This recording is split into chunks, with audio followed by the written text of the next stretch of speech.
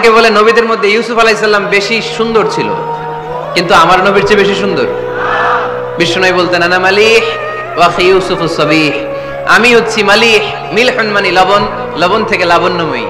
আমার নবী ছিল লাবণ্যময় সুন্দর, আর ইউসুফ আলাইহিস সালাম ছিলেন সাবিহ, ধবধবে সাদা সুন্দর। দেখতে ভালো লাগে কোনটা? এদিকে লাবণ্যময় সুন্দর, এদিকে সাদা সুন্দর, ভালো লাগে কোনটা? ইউসুফ আলাইহিস সালামের চেহারা দেখে মিশরের মেয়েরা এত সুন্দর নবী ইউসুফ আলাইহিস সালামকে দেখে লেবু কাটতে যে আঙ্গুল কেটে ফেলেছিল। কোরআনে এই কথা আছে না নাই? ওয়াকাত্তা'না আইদিয়াহুম, লেবু কাটতেছে, আর ওনারে দেখে লেবু কাটা শেষ, কিন্তু কাটা আর থামায় নাই, ওই এক টানে আঙ্গুল শেষ। এই কথা যখন আমাদের প্রিয় নবীর স্ত্রী আমাদের আম্মা জান আয়েশা রাদিয়াল্লাহু তাআলা আনহা শুনলেন, উনি বললেন, ও মিশরের নারীরা, তোমরা ইউসুফ নবীর চেহারা দেখে লেবু কাটতে যে আঙ্গুল কেটেছো, তোমরা যদি আমার স্বামী আমার নবী প্রিয় নবীর চেহারা দেখতা, তাহলে লেবু কাটতে যে আঙ্গুল নয়, কলিজাটা কেটে খান খান করে দিতা। আমার নবীর সৌন্দর্যের সাথে কারো কোনো সৌন্দর্যের তুলনা হতে পারে? তবে তিনি মানুষ ছিলেন। কি ছিলেন? আকীদা ক্লিয়ার? কথা বুঝতে পেরেছেন? এজন্য কোরআন বলে, কুল ইন্নামা আনা বাশারুম মিসলুকুম ইউহা ইলাইয়া আন্নামা ইলাহুকুম ইলাহুম ওয়াহিদ। ও নবী, আপনি বলে দেন, নিশ্চয় আমি তোমাদের মতোই মানুষ, কিন্তু পার্থক্য হলো আমার কাছে ওহী আসে, তোমাদের কাছে আসে না। ঠিক কি না? এখানেই পার্থক্য। তিনি অদৃশ্যের খবর জানেন, গায়েবের কথা, অদৃশ্যের কথা যতটুকু জানানোর আল্লাহ তাআলা বিশ্বনবীকে জানিয়ে দিয়েছে। বিশ্বনবী এটা জানেন, আমরা কি জানি? তাহলে আমাদের মতো উনি কি সাধারণ মানুষ? অসাধারণ মানুষ। সবাই বলেন অসাধারণ মানুষ। ইউনিক, আনপ্যারালাল, অসাধারণ, যার কোনো তুলনা হয়? ওনার তুলনা উনি নিজেই। সাইয়্যিদু ওয়ালদি আদম, আদম আলাইহিস সালামের যত সন্তান পৃথিবীতে এসেছে, বিশ্বনবী বলেন এই সবার মধ্যে আমি সেরা। সুবহানাল্লাহ কইতে পারলেন না?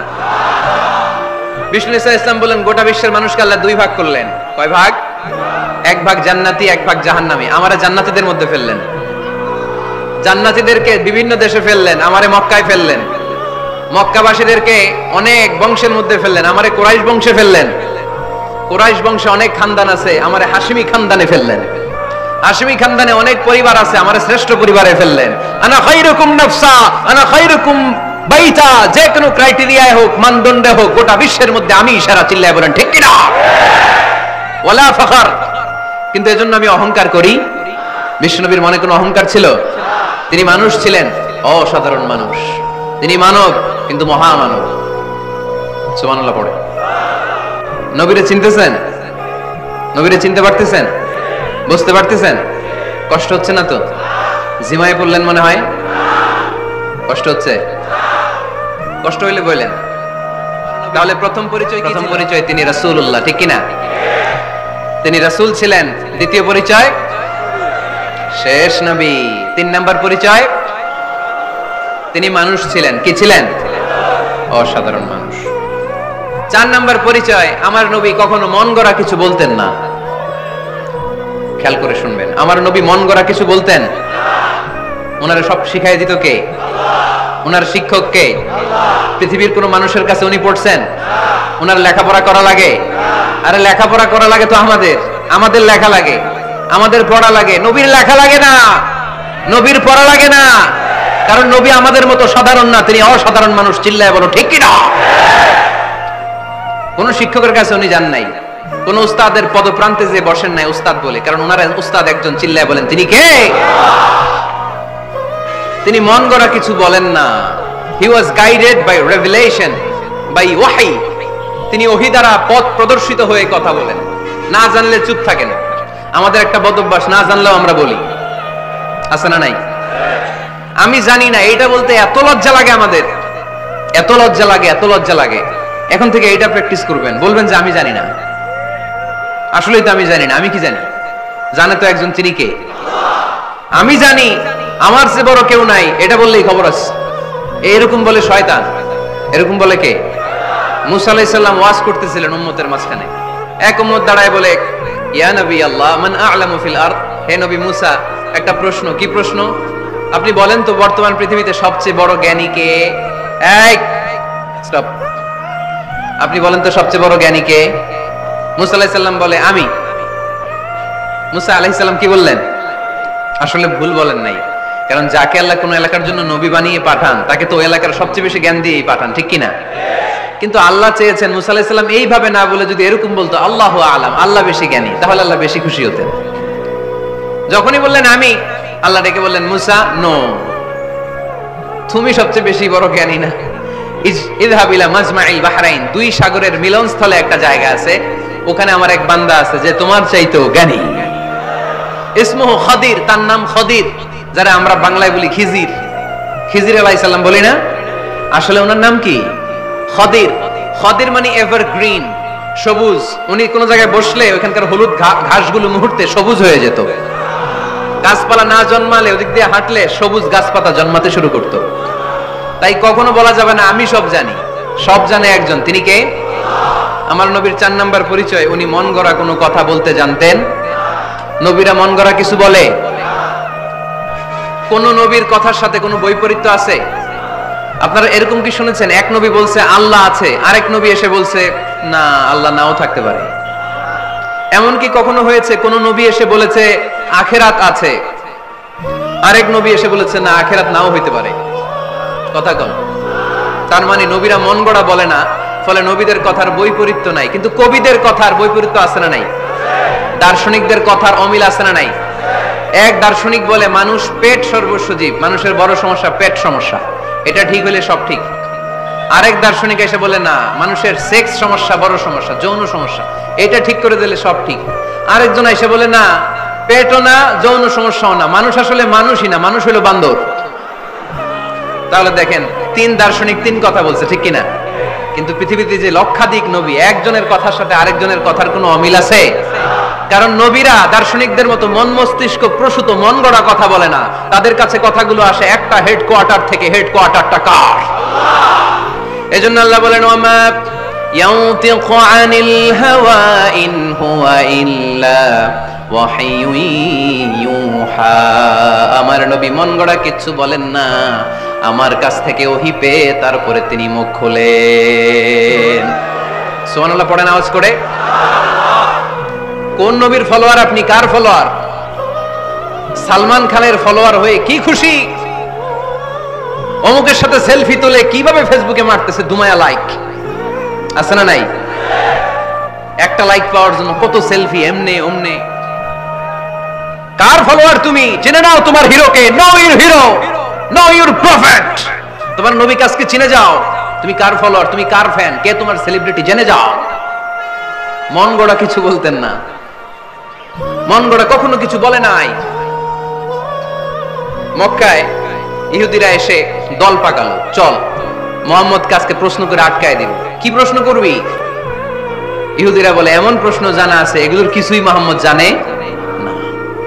ইহুদিরা এসে হাজির, মুহাম্মদ আমরা কালিমা পড়ে মুসলমান হব। আল্লাহ রাসূল তো মহা খুশি, তাই আসো, তবে শর্ত আছে। কি শর্ত? 3টা প্রশ্নের উত্তর দিতে পারলে লাইন ধরে আমরা সব কালিমা পড়ে ফেলবো। কোন 3টা প্রশ্ন বলো? তারা প্রশ্ন শুরু করলো। প্রশ্ন নাম্বার 1, মা হুয়া রূহ। মুহাম্মদ বলো তো রুহু কারে বলে? রুহু কি? রুহু কাকে বলে? এই যে রুহু, এটা দেহের মধ্যে ঢুকলে মানুষ নড়ে চড়ে, অ্যানিমেশন, জীবন্ত প্রাণবন্ত, আছে না নাই?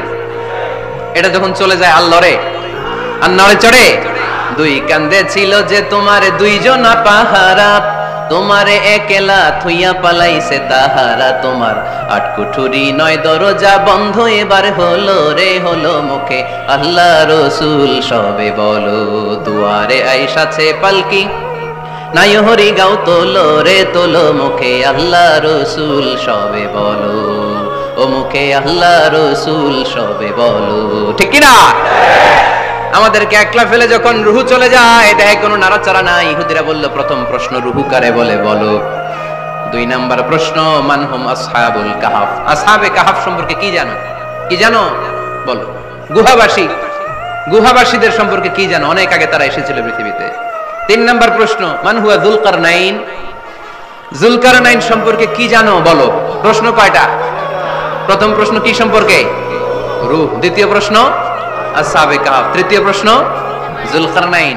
আল্লাহ রাসূল সাল্লাল্লাহু আলাইহি ওয়াসাল্লাম বললেন গাদান উজিবুকুম, তাফসীর ইবনে কাসিরে এসেছে, তিনি উত্তর দিলেন গাদান উজিবুকুম, আই উইল আনসার টুমরো, আগামীকাল উত্তর দিব।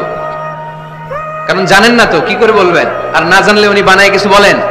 কারণ কোরআন তো পরিচয় দিয়েই দিল তিনি মন গড়া কখনো কিছু বলেন। আগামীকাল উত্তর দিব। ওরা আগামীকাল উত্তরের জন্য হাজির, কিন্তু ওহী আসে নাই, উনি বলতেও পারে না। বিশ্বনবী আবার বললেন গাদান উজিবুকুম, আগামীকাল দেব। তারপরের দিন ইহুদিরা এসে হাজির, বিশ্বনবী উত্তর করতে পারেন না। বিশ্বনবী আবার বললেন গাদান উজিবুকুম, আগামীকাল বলে দেব। আগামীকাল ওরা এসে হাজির, তৃতীয় দিনও তিনি পারেন না। এসে হাসাহাসি শুরু করছে, এই মক্কার লোকেরা দেখো, এই লোকটা এতদিন তোমাদেরকে ভুল বুঝাইছে, এই লোকটা এতদিন বলেছে তিনি নবী, তিনি যদি নবী হতো তিনি তো প্রশ্নের উত্তর করতে পারতো, পারে না কেন? পারে না কেন? এটাই প্রমাণ করে তিনি নবী নয়। তিনি যদি পারতো উত্তর দিয়ে দিতেন, পারেন না কেন? 3 দিন 4 দিন, আহা, নবীও লজ্জায় অসহায়, উত্তর দিতে পারেন না। টানা 15 দিন, টানা কয়দিন ওহী আসে নাই, নবী উত্তরও দিতে পারে না। আল্লাহ রাসূল সাল্লাল্লাহু আলাইহি ওয়াসাল্লামের জন্য এত বিব্রতকর পরিস্থিতি আর কখনো ছিল না। তিনি বারবার বলতেছেন কালকে বলবো, কিন্তু উত্তর আসে না। এর কারণ নবী ইনশাআল্লাহ বলে নাই। কি বলে নাই? নবীর মাধ্যমে, আমার পেয়ারা নবীর মাধ্যমে আমাদেরকে শিখানোর জন্য আল্লাহ 15 দিন ওহী নাজিল বন্ধ করলেন। চিল্লায় বলেন কয়দিন? এরপর আল্লাহ কোরআনের আয়াত নাজিল করলেন, ওয়ালা তাকুলান্না লিশাইইন ইন্নী ফাইলুন যালিকা গাদা ইল্লা আইয়াশা আল্লাহ। নবী গো, ভবিষ্যতের কোন কাজের ব্যাপারে যদি কাউকে ওয়াদা দেন, ওয়াদা দেওয়ার আগে অবশ্যই ইনশাআল্লাহ বলে দিয়ে। নবীর মাধ্যমে আমরা শিখে গেলাম না? এবার আল্লাহ 3টা প্রশ্নের উত্তর জানায় দিলেন। ইয়াসআলুনাকা আনির রূহ কুলির রূহু মিন আমরি রাব্বি ওয়া মা উতীতুম মিনাল ইলমি ইল্লা কালিলা। দ্বিতীয় উত্তর জানায় দিলেন, আম হাসিবতা আন্না আসহাবাল কাহফি ওয়ার রাকিব কানু মিন আয়াতিনা আজাবা। 3 নাম্বার প্রশ্নের উত্তর আল্লাহ সূরা কাহফে জানিয়ে দিলেন, ইয়াসআলুনাকা আন যিল কারনাইন কুল সাআতলু আলাইকুম মিনহু যিকরা। এবার নবী দাঁড়িয়ে গেলেন, বললেন কার কার উত্তর লাগবে আসো। রূহ হলো আল্লাহর আদেশ, আল্লাহর আদেশে ঢুকে আর আল্লাহর আদেশে বের হয়। আসহাবে কাহফের 7 জন ছেলে ছিল, গুহার মধ্যে আল্লাহর ভয় ঢুকেছে। 309 বছর পরে আল্লাহ তাদেরকে আবার ঘুম থেকে জাগিয়েছে। জুলকারনাইন এমন একজন বাদশা, গোটা বিশ্বকে শাসন করেছে, তার শাসন ক্ষমতার কোনো কমতি ছিল না। সুবহানাল্লাহ, সুবহানাল্লাহ। তাহলে আমার নবী মন গড়া কথা বলে, তাই না? মন গড়া বলে? He was guided by wahi, he was guided by revelation. উনার কাছে ওহী না আসলে, ওহী না নামলে তিনি কখনো কোনো কথা বলেন। তাহলে আমার নবীর 4 নাম্বার পরিচয়, তিনি মন গড়া বলে না, জেনে শুনে ওহী প্রাপ্ত হয়ে বলে। সুবহানাল্লাহ পড়েন। এরপর কোরআন আমাদেরকে জানালো নবীর 5 নাম্বার পরিচয়, আমার নবী হচ্ছেন দিলদরিয়া, রহমতের নবী, দয়ার নবী, মায়ার নবী, ভালোবাসার নবী। আমার নবীর ভালোবাসার কমতি নাই। তিনি হলেন রাহমাতাল লিল আলামিন। তিনি কি? প্রথমে তিনি ছিলেন রাসূলুল্লাহ, তারপর তিনি শেষ নবী, তারপর তিনি মানুষ ছিলেন, তারপর তিনি আন্দাজে মন গড়া কিছু বলেন না। 5 নম্বরে কোরআন বলল তিনি রাহমাতাল লিল আলামিন। তিনি কি? আরো জোরে বলেন, সবাই বলেন। মুখস্থ হইছে? পরিচয় দিতে পারবেন না নবীর? তিনি কি? রাহমাতাল লিল আলামিন। ইন্ডিয়ান নায়িকাদের নাম তো খুব মুখস্থ।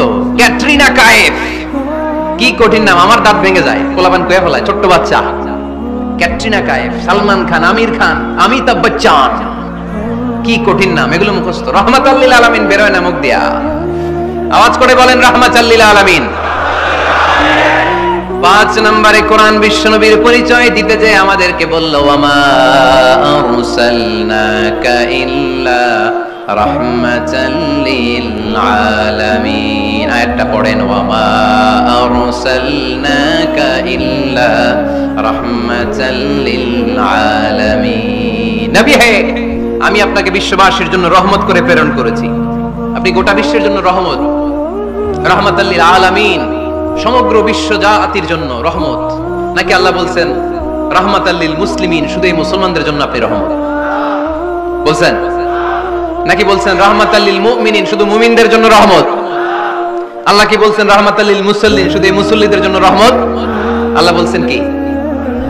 রাহমাতাল লিল নবী হে O my prophet I have sent you as a mercy for the entire universe. গোটা বিশ্বের জন্য আপনি রহমত, গোটা বিশ্বের জন্য, সবার জন্য আপনি দিলদরিয়া। এজন্য কোরআন বলল লাকাদ জাআকুম রাসূলুম মিন আনফুসিকুম আজিজুন আলাইহি মা আনিতুম হারিসুন আলাইকুম বিল মুমিনিনা রাউফুর রহিম। তিনি আমার নবী, যিনি তোমাদের কাছে রাসূল হয়ে এসেছেন। আজিজুন আলাইহি মা আনিতুম, যেই জিনিসটা তোমাদেরকে কষ্ট দেয় এই জিনিস মেনে নেওয়া নবীর পক্ষে সম্ভব না। যে জিনিসটা আমাদের দুঃখ দেয় ওইটা আমার নবী মেনে নিতে পারেন। হারিসুন আলাইকুম, তিনি তোমাদের কল্যাণকামী। বিল মুমিনিনা রাউফুর রহিম, মুমিনদের জন্য তিনি দিলদরিয়া। তার দিলের মধ্যে শুধু মায়া, তার জানের মধ্যে শুধু মায়া, প্রেম আর ভালোবাসা। চিল্লায় বলেন ঠিক কিনা? সব নবীকে আল্লাহ একটা দোয়া করার সুযোগ দিয়েছেন। এই দোয়াটারে বলে দাওয়া মুস্তাজাবা। এই দোয়া করার সাথে সাথে দোয়াটা কবুল করে নেয় কে? মজার ব্যাপার হলো দুনিয়ার বুকে সব নবীরাই ওই দোয়াটা করেই ইন্তেকাল করেছেন। কোন নবী ওই দোয়াটা রাইখা দেন নাই। সব নবীকে আল্লাহ বললেন নবী আপনাদের সবাইকে আমি একটা স্পেশাল চান্স দিব, স্পেশাল অফার, একটা দোয়া। কি লাগবে বলেন, যেটা যাবেন ওইটাই দিব। সব নবীরা পটপট করে টপ টপ করে দোয়াগুলো করে ফেলেছে, কেউ রেখে দেয় নাই। রেখে দিয়েছে শুধু আমার নবী, আপনার নবী, আমাদের নবী, পেয়ারা নবী, বিশ্ব নবী মুহাম্মদুর রাসূলুল্লাহ সাল্লাল্লাহু আলাইহি ওয়াসাল্লাম। তিনি ইরশাদ করেন লিকুল্লি নবিয়্যিন দাওয়া মুস্তাজাবা দাউ বিহা। সব নবীর বিশেষ দোয়া দুনিয়াতেই করা শেষ। ওয়া ইন্নী আখতাবি দাওয়াতি শাফাআতান লি উম্মতি ইয়াউমাল কিয়ামা। শুধু আমি আমার স্পেশাল দোয়াটা আমার গুনাহগার উম্মতকে সুপারিশ করার জন্য কিয়ামতের মাঠে রেখে দিয়েছি। আমার জন্য, আপনার জন্য, আমাদের জন্য তিনি রেখে দিয়েছেন। এটা কাজে লাগান নাই, লাগাবেন। আলহামদুলিল্লাহ কইতে মন চায় না? রাহমাতাল লিল আলামিন, বুক ভরা ভালোবাসা, দয়ার দয়া, কোমল হৃদয়ের অধিকারী, কর্কশ না, কাউরে গালি দেন না, কটু কথা বলেন না, মেজাজ দেখান না, ঝিরকে দিয়ে কথা বলেন না। এজন্য আল্লাহ বললেন ফাবিমা রাহমাতিম মিনাল্লাহি লিনতা লাহুম ওয়ালাউ কুনতা ফাদদান গলিযাল কলবি লান ফাদ্দু মিন হাওলিক। নবী হে, আল্লাহর রহমতে আপনি কোমল হৃদয়ের অধিকারী হয়েছেন। আপনি যদি কর্কশ ভাষী হতেন, মেজাজওয়ালা লোক হতেন, এখন যেমনি কোন জায়গায় গেলে আপনার পিছনে পিছনে লোকজন ঘুরে বেড়ায়, সবাই চলে আসে, আপনি মেজাজ দেখালে আপনার কাছেও কেউ কোনোদিন ঘেষতো না। রাসূল সাল্লাল্লাহু আলাইহি ওয়াসাল্লাম যেদিকে যেতেন চারদিক দিয়ে লোক ভিড় করত। আমার নবী যেখানে, ওনারা দেখার জন্য লোক ভিড় করত। আমার নবীর নুরানি চেহারাটাকে একটা নজর দেখার জন্য মানুষ পাগল হয়ে ছুটে আসতো। ফাবিমা রাহমাতিম মিনাল্লাহি লিনতা লাহুম, কোমল হৃদয়ের অধিকারী। উনার ভাষা যখন বের হয় যেন মুখ দিয়ে মুক্তা ঝরে। উনি যখন তাকায় চোখ দিয়ে যেন নূর বের হয়। উনার চেহারার নূরের ঝলকানি কাফেরদের হৃদয়টারে মুহূর্তের মধ্যে ঠান্ডা করে দেয়। উনার কণ্ঠের সুমধুর তেলাওয়াত কাফেরদের হৃদয়টারে উজালা করে দেয়। ফাবিমা রাহমাতিম মিনাল্লাহি লিনতা লাহুম, নবী আমার রহমতে আপনি অনেক কোমল হৃদয়ের অধিকারী। আমার নবী এত দিলদরিয়া, কাফেররাও যাতে কালেমার পথে চলে আসে কাফেরদের পিছনে পিছনে ঘুরতেন। আমরা ভাত খাইতে না চাইলে, ছোট বাচ্চারা রাতে না খেয়ে ঘুমায়, সারা রাত না খাইলে ক্ষতি হবে না? গ্যাস্ট্রিক হয়ে যাবে না? দেখবেন মা পিছনে পিছনে ছোটে, বাবা আয়, বাবা একটু খা, খায় না, ছেলে ঘুমায় যায়, মাটা পাগল পাড়া হয়ে ছোটে।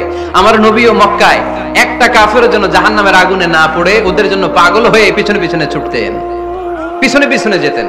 আল্লাহ বললেন নবী ফালা আল্লাকা বাখিউন নাফসাকা আলা আসারিহিম ইল্লাম ইউমিনু বিহাযাল হাদিসি আসাফা। নবী হে, আপনি ওদের ভালোর জন্য ওদের পিছনে ছুটতে ছুটতে, বসে যান বসে যান, ওদের পিছনে ছুটতে ছুটতে আপনি তো আপনার জানটারে শেষ করে দিবেন। আপনি তো নিজেরে শেষ করে দিচ্ছেন ওদের পিছনে ছুটতে ছুটতে। নবী গো, আপনি ওদের পিছনে ছুটতে ছুটতে নিজের জানটারে শেষ করে দিয়েন না।